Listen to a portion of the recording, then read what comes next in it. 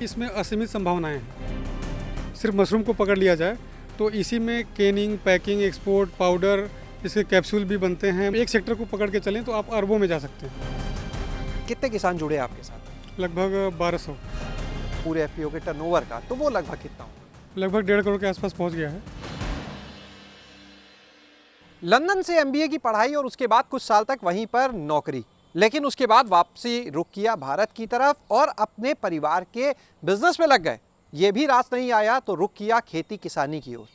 ये कहानी है भदोही के एक युवा किसान राहुल त्रिपाठी की, जो इस समय हमारे साथ में मौजूद हैं। मशरूम की खेती, इसके अलावा तमाम और फसलों की खेती कर रहे हैं, अपना एफपीओ भी बना लिया है और अब जो इनका टर्नओवर है वो करोड़ों में है।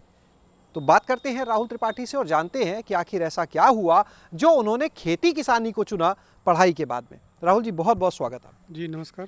राहुल जी, ये बताइए, एमबीए किया आपने लंदन से, वहाँ पर नौकरी भी की, परिवार में पहले से एग्रीकल्चर का काम था जो उसमें जुड़ गए या कुछ और? नहीं, परिवार में एग्रीकल्चर सेक्टर जो था वो सेकेंडरी था।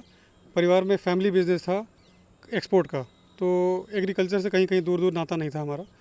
और एग्रीकल्चर हमने लॉकडाउन में लगभग 2019-20 के आसपास, जब सारा चीज़ बंद हो गया और चीज़ें मार्केट में निकलनी, सेल होनी बंद हो गई, तो एग्रीकल्चर ही एक ऐसा सेक्टर मुझे लगा जिसमें हम काम कर सकते हैं और बराबर इस काम को मतलब कोई वायरस, कोई मौसम इफ़ेक्ट नहीं करेगा। इसकी जो खपत है वो कंटिन्यूअस, जिसकी कोई लिमिट नहीं है, वो होती जाएगी। कृषि से जुड़े व्यवसाय में मन लग रहा है? नहीं, हाँ लग रहा है, क्योंकि इसमें अलग अलग, इसकी सबसे बड़ी बात यह है कि इसमें असीमित संभावनाएं हैं।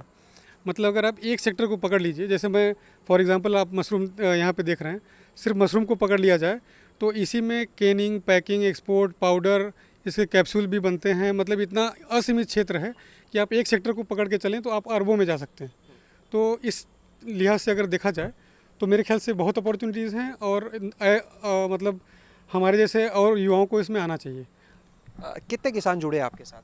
लगभग 1200। 1200 किसान? जी। ये सारे भदोही के ही हैं? जी हाँ, भदोही के हैं, कुछ मिर्ज़ापुर के भी हैं और सोनभद्र के भी हैं, लेकिन ज़्यादातर भदोही के ही हैं।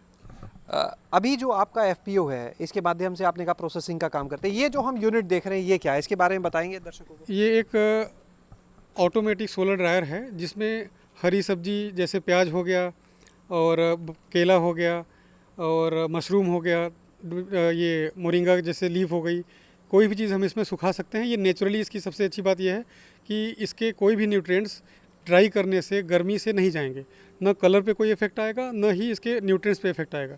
एज इट इज़ ये डिहाइड्रेट कर देगा। फिर उसको हम वापस पैक करके इसके ड्यूरेबिलिटी बढ़ा देते हैं और उसको जो चीज़ें 10 दिन में एक्सपायर हो जाएंगी उसको हम लगभग 6 महीने, साल भर अलग अलग प्रोडक्ट के साथ अलग अलग तरह से इसको प्रिजर्व करके रख सकते हैं बिना किसी केमिकल के यूज़ के। सबसे बड़ी बात यह है, ये पंजाब टेक्निकल यूनिवर्सिटी से ये आया हुआ है और काफ़ी अच्छा परफॉर्म कर रहा है। एक बार फिर हम इनसे बात करेंगे, लेकिन अब आपको हम एक किसान से ही बात कराते हैं। जो बात हो रही है, 1200 किसान जुड़े हैं इस एफपीओ से, उन्हीं में से एक किसान है संतोष तिवारी जो इस समय हमारे साथ हैं, उनसे भी बात करते हैं। एफपीओ में जुड़ने से पहले और जुड़ने के बाद क्या फ़र्क आ गया आपकी खेती में? ये बीओ से जुड़ने से पहले प्रॉब्लम ऐसा था कि हमें जो सेल आउट जो करना था, जो कुछ हमारा प्रोडक्शन तैयार हुआ उसको हमें सेल आउट करने के लिए बहुत प्रॉब्लम होता था। सो हमने उसको ये किया, इनसे ये बीओ से जुड़ने के बाद, जो हमारे यहाँ बीओ है उनसे जुड़ने के बाद हमें ये सब ईजी हो गया। मतलब ईजी से आराम से मतलब सेल हो जाता है हमारा जो भी है, हम इनके पास हैंड ओवर कर दिए, बाद में एफपीओ से निकल जाता है वो। एफपीओ के माध्यम से? जी जी जी, एफपीओ के माध्यम। क्या क्या फसलें हैं जो आप एफपीओ के माध्यम से अभी यहाँ पर बेच रहे हैं? एफपीओ के माध्यम से हमारा मशरूम जाता है, लेमन ग्रास जाता है और ये पपीते का भी प्लानिंग हुआ है हमारा। और बाकी जो ग्रेन्स है हमारे खेत में जो हो रहा है, जैसे गेहूं है, चावल, धान है और उड़द है, बाजरा है और ये सब। पपीते की प्लानिंग मतलब क्या, पपीता पहली बार लगा है? पपीता फर्स्ट टाइम लगा है पहली बार। तो फल भी दिख रहा है काफ़ी लगा हुआ? जी जी जी, पेड़ों पे नहीं काफ़ी बढ़िया फल लगा हुआ है। थोड़ा सा बस हाई टेम्परेचर की वजह से थोड़ा गड़बड़ हुआ है और बाकी तो ठीक है, कोई प्रॉब्लम नहीं है ऐसा कुछ खास। अच्छा, ये एफपीओ के माध्यम से क्या पपीते और इन चीज़ों की भी प्रोसेसिंग की कोई योजना है आगे? अब ये बीओ की तैयारी है, अब आगे ये बीओ के ऊपर डिपेंड है। हमें एज ए किसान मतलब हमें रेडी करके देना है ये बीओ का, बाकी प्लानिंग ये बीओ का, वो ये बीओ के ऊपर रेट डिपेंड है। में कोई फ़र्क आता है जब आप खुद बेचते थे और अब जब एफपीओ के माध्यम से अपना कारोबार करते हैं, तो कोई फ़र्क आता है? कुछ आपको ज़्यादा मिलता है, कम मिलता है, उतना ही मिलता है, क्या फ़र्क? नहीं, कम नहीं, ज़्यादा नहीं, उतना ही मिलता है, लेकिन थोड़ा हमारा ट्रांसपोर्टेशन जो है ना वो बच गया हमको, मतलब तो हमको प्लस ही हुआ, फ़ायदा ही हुआ है ना, वो हमारा मेहनत बच गया ना, उतना दूर लेके जाना, मंडी यहाँ रेडी करो, लोड करो, फिर लेके जाओ मंडी, वहाँ पे 2-4 घंटे मगजमारी करो, फिर लेकर आओ दे पा के, वो सब बेटर है कि यहाँ पे ईजी हो जाता है। तो आपने संतोष तिवारी को भी सुना जो इस समय पपीते की खेती यहाँ पर कर रहे हैं, इस एफपीओ से जुड़े हुए हैं।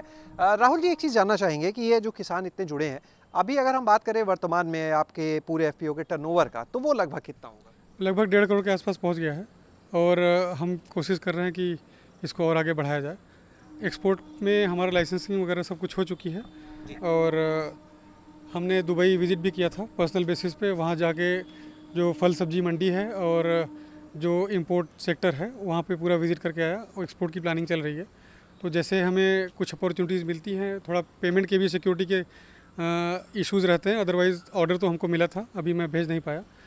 तो इस सेक्टर में काम करने की पूरी कोशिश की जा रही है, निर्यात करने की कोशिश की जा रही है। होपफुली नेक्स्ट ईयर तक हम लोग निर्यात पे पहुंच जाएंगे और अच्छा खासा टर्नओवर बढ़ा लेंगे।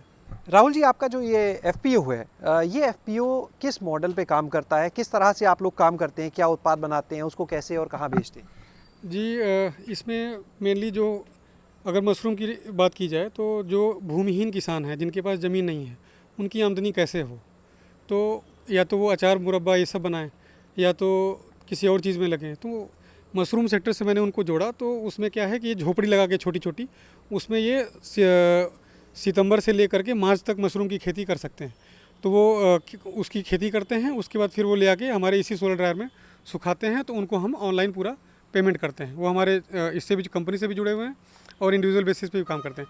इसी तरह स्वयं सहायता समूह की महिलाएं भी हैं, जिनके पास गवर्नमेंट के भी कुछ फंड होते हैं, NRLM डिपार्टमेंट है उत्तर प्रदेश गवर्नमेंट का, तो वो भी हमारे साथ ट्राई पार्टी एग्रीमेंट किया हुआ है कि जितने भी NRLM के जो FPO हैं जो हमारे साथ जुड़ के काम कर सकते हैं। समूह है जी, समूह है। तो उनका क्या है कि उन्होंने झोपड़ी में अपना उत्पादन कर लिया, फिर वो प्रोडक्ट ले आए हमारे पास, उसको ड्राई किया, जोड़ा, सुखाया, फिर हमारे यहाँ पैकिंग की, हमने उनको पेमेंट किया। तो उसको ऑब्ज़र्व करने के लिए NRLM डिपार्टमेंट रहता है और जो सेल होती है MDM के 300 स्कूलों में हमने अभी मशरूम की सप्लाई कर रहे हैं। तहरी में ये जाता है बुधवार को, तो उसमें हमारा जो एग्रीमेंट है ट्राई पार्टी बेसिक शिक्षा से है, NRLM से है, समूह और FPO, ये 4 एग्रीमेंट तो ट्राई पार्टी है, बट अगर देखा जाए तो 4 लोग मिलके इसमें काम कर रहे हैं और ठीक ठाक आउटपुट निकल रहा है, लोगों की आमदनी बढ़ रही है। हमें गवर्नमेंट से और डिपार्टमेंट से रिकॉग्निशन भी मिल रही है। लोग आते हैं, हमारे पिछले DM साहब, उसके पहले जो DM थे वो, ये सभी आके विजिट करते हैं, देखते हैं, जो भी सपोर्ट होता है वो करते हैं हमारे साथ। लेमन ग्रास की आपने बात की, उससे क्या बनाते हैं? लेमन ग्रास उससे मैं लेमो फ्रेश बनाता हूँ, जो कि रूम फ्रेशनर का काम करता है, और कार फ्रेशनर हो गया, रूम फ्रेशनर हो गया, ये एकदम नेचुरल है, इसमें कोई भी केमिकल या बनावटी वो नहीं है स्मेल। इसको हमने पैकिंग की हुई है, अपनी खुद की ब्रांड बनाया हुआ है। एक वो है खस के जो ऑयल निकलते हैं, उससे भी कुछ सेंट वगैरह बनाया जाता है, तो उसकी ऑयल एक्सट्रैक्शन यूनिट हमारे यहाँ लगी हुई है। तो आपने यहाँ पर सुना राहुल त्रिपाठी को, जिन्होंने विदेश में पढ़ाई की, एक बार नहीं 3 उन्होंने मैनेजमेंट से जुड़ी हुई डिग्री ली, BBA किया, PGDM किया इंटरनेशनल बिजनेस से, उसके बाद लंदन से फिनेंस में MBA किया, फिर नौकरी भी की, लेकिन आखिरकार मन लगा खेती किसानी से जुड़े क्षेत्र में। और अब FPO बनाने के बाद करीब 1200 किसानों को अपने साथ जो जोड़ा हुआ है इस FPO के माध्यम से, अपने काम में जो मशरूम है इसकी खेती, लेमन ग्रास खेती, तमाम और जो फसलें उनकी खेती को आगे बढ़ा रहे हैं। और ये वो काम है जिसमें आखिरकार राहुल त्रिपाठी का मन लग गया, और इनका ये कहना है कि अब इसी में एक्सपोर्ट को कैसे आगे बढ़ाया जाए, इसकी संभावनाओं पर, इस काम को बढ़ाने पर काम किया जा रहा है। शैलेश अरोरा, गाँव जंक्शन।